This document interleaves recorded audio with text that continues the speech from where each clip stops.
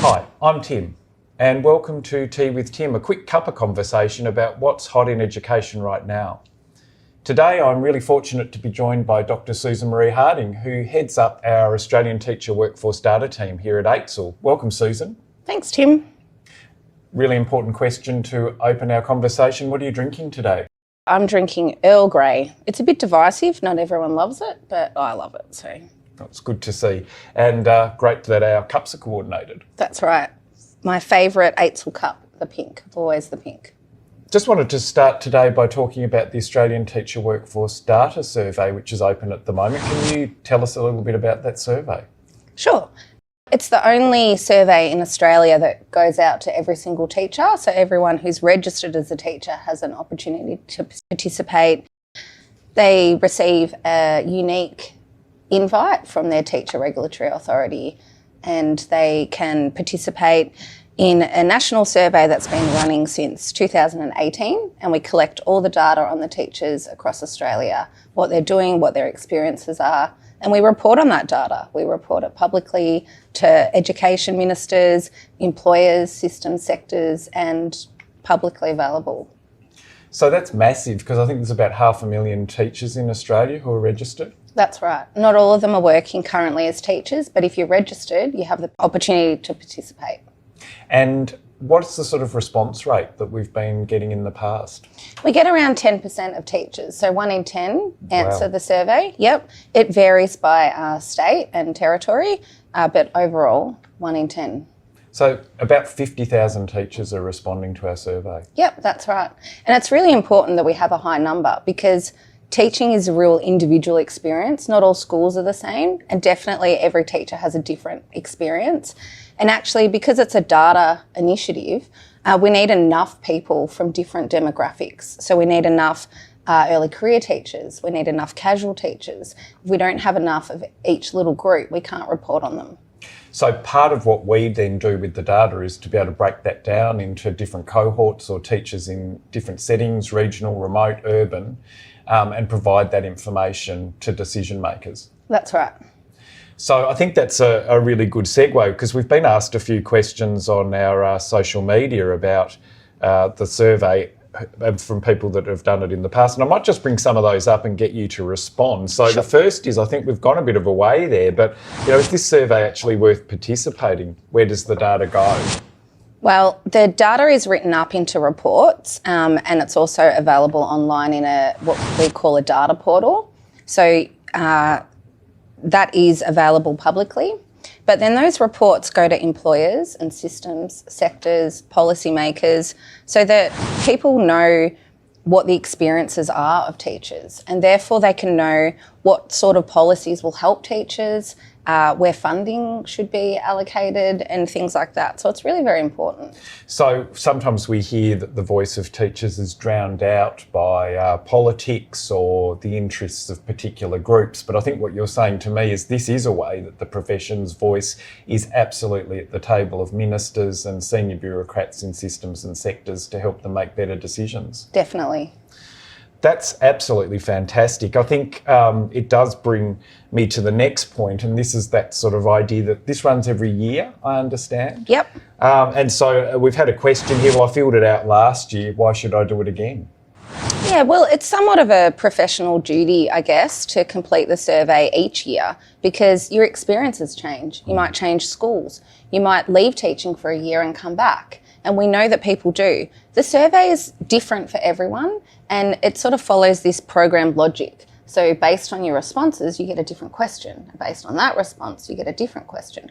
So if you've left teaching, we'll ask what reason you might have to return. And this is how we find that something like 21% of people who are registered will come back into the profession if they could find a job in their area or a job in their specialisation. And I suppose because we're doing it every year, you're going to get sort of a data set that shows how things have changed over time rather than just one point in time for 1 year. That's right. And we started in 2018. Yeah. And so there's been a lot of changes across Australia since 2018, a lot of different experiences that teachers have faced. And we've measured them and tracked them. And we need to keep doing this to see what's getting better, what's getting worse, are policies that have been initiated working, is anything changing for the better? Yeah. And I've seen also too that you've then done projections out into the future to make sort of best guess or some estimates about how things might pan out if policy settings stayed the same. Yeah, that's right. Yeah. So a really unique opportunity to participate in this survey.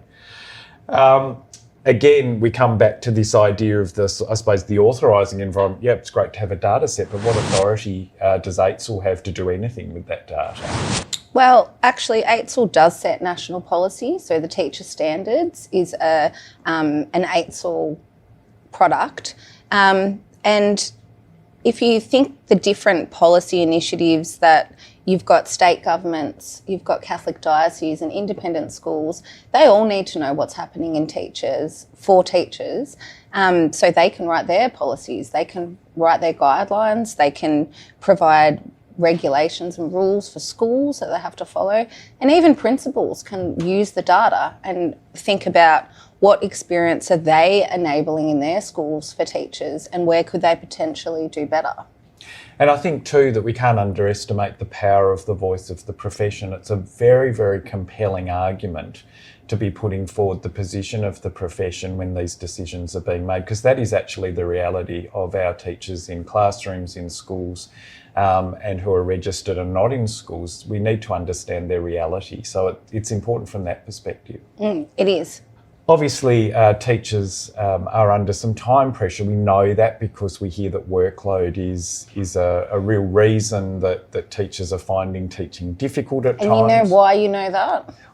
You tell me why. It's because of the teacher survey. Exactly. That's right, because that is something that we've tracked, isn't it? The workload and how people are perceiving workload in their settings. What's really important is that without the teacher survey, that would not be known. At all. In fact, before the Australian Teacher Workforce Data Initiative, do you know the government didn't even know how many teachers were in Australia? That's pretty amazing, isn't it? So what we can see there is what we now see as a narrative that people roll out a lot around workforce and workload is as a direct result of the data set that teachers have contributed to. So there's a real example.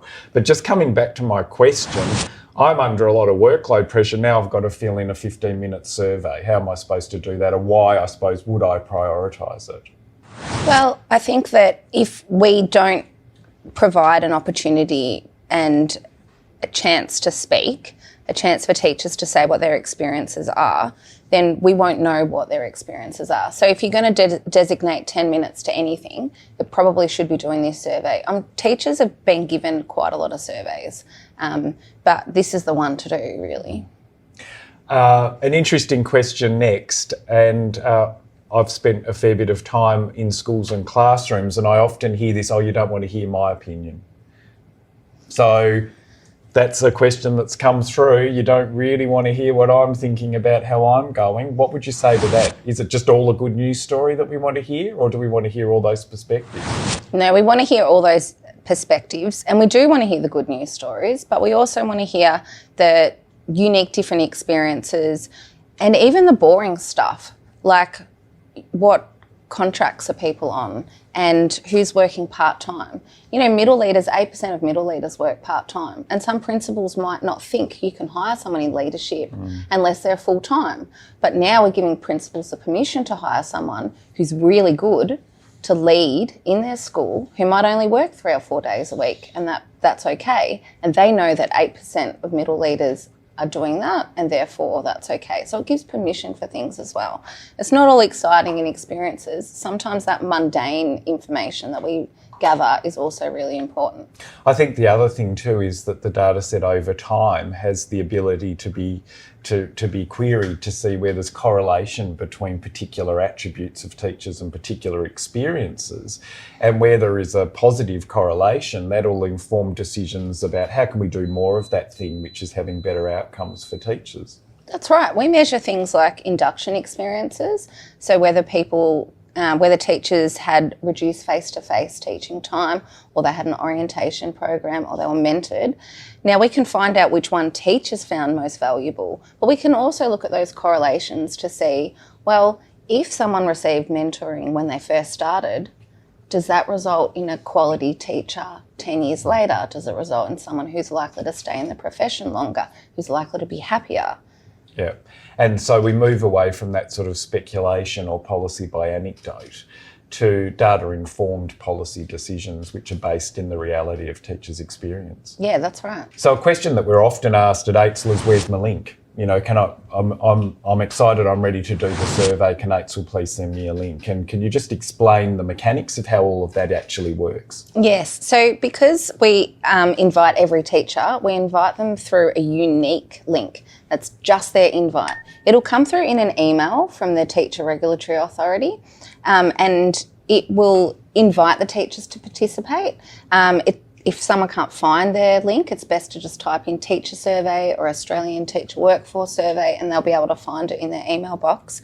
But they need to click on their own link because it's their own personal invitation, which means we can't put it on social media as a button to press, or we can't put it on the website as a button to press because it's a unique personal information link. So what about confidentiality? If that's my link, are people going to know that I've answered in a particular way? No, so that's the purpose of having an individual link or one of them. It's a linked data set. So it means we can see that you've completed the survey the year before. We can see that you've completed the survey later. And that's really important for us. You know, how often do teachers change schools? Yeah. How often do teachers teach outside of their specialisation or within their specialisation? That individual story that someone gives us year after year is really important data. So if you did it the year before, it might even be more important for you to do it the year later. But I suppose at the end of the day, at AITSL and when we're reporting, we don't know who you are. We don't actually know your name. No, that's true. And we actually can't report. If we only have a few teachers that have a particular characteristic, like just say there's only a few teachers who are, let me think of something that's less obvious. So maybe they're early childhood teachers who work in a regional area, who are leaders in a particular state or territory that has a lower response.